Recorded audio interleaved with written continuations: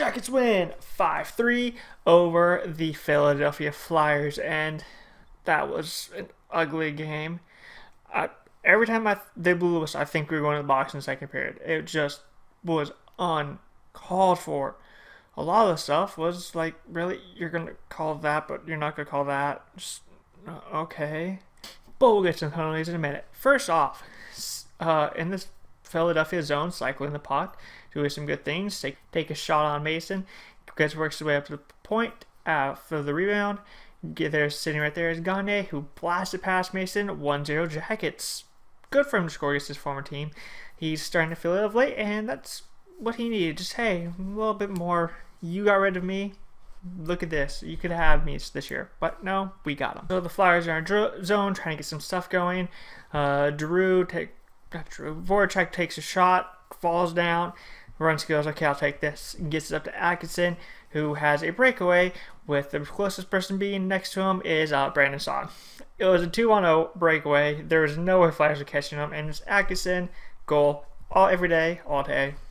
A little bit later, the refs are going to call a penalty. The Flyers work their way up the ice after they pull Mason. They have the extra guy on. They get in the zone.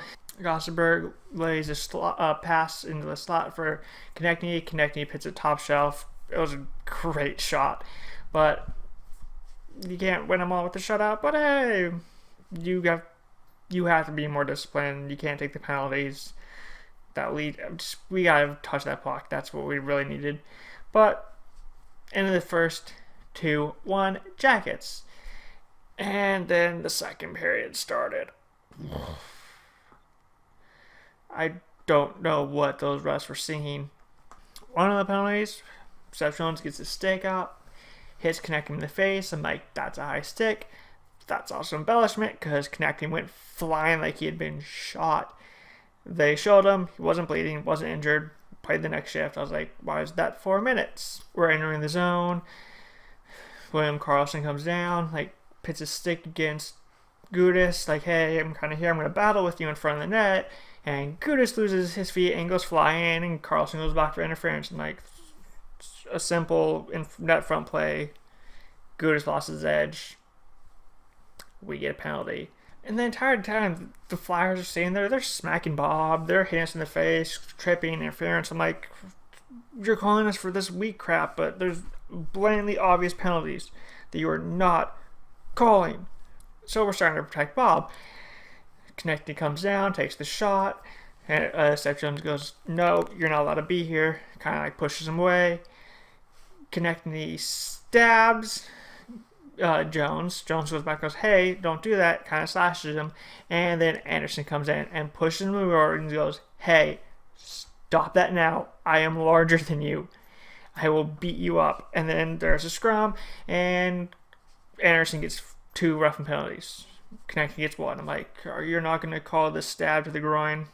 That's pretty blatantly unsportsmanlike conduct, interference, spearing.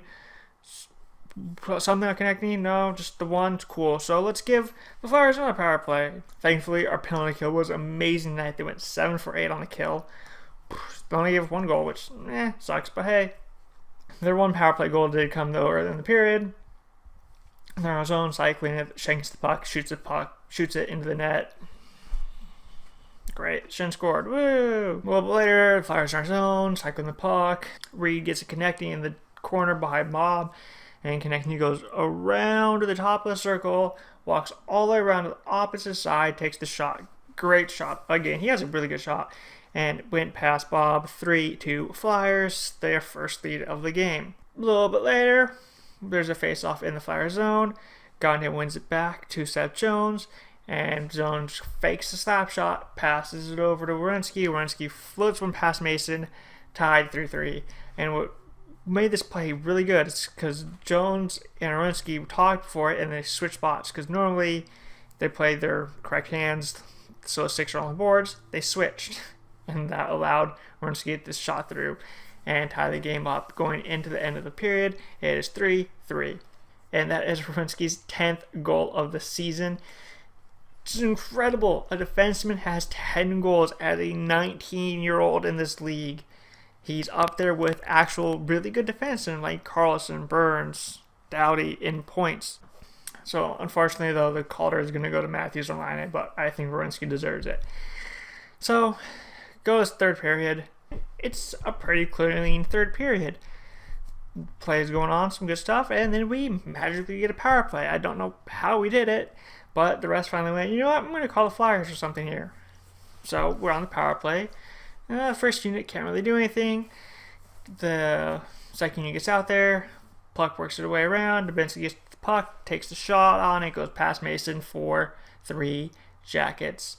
Goes to the end of the period, go to the end of the game. Atkinson pitches one in the net, 5-3 Jackets. Great win by them. And so with that, we just move on from the horrible Buffalo loss. We have taken 13 penalties in the past 2 games, which is way too many, but thankfully our penalty kill is coming up strong for us when we need it to. Now we have to get our power play working again to capitalize for when we do get a power play opportunity. So with that, click like, subscribe, all that fun stuff, and until we play Florida, I will see you later.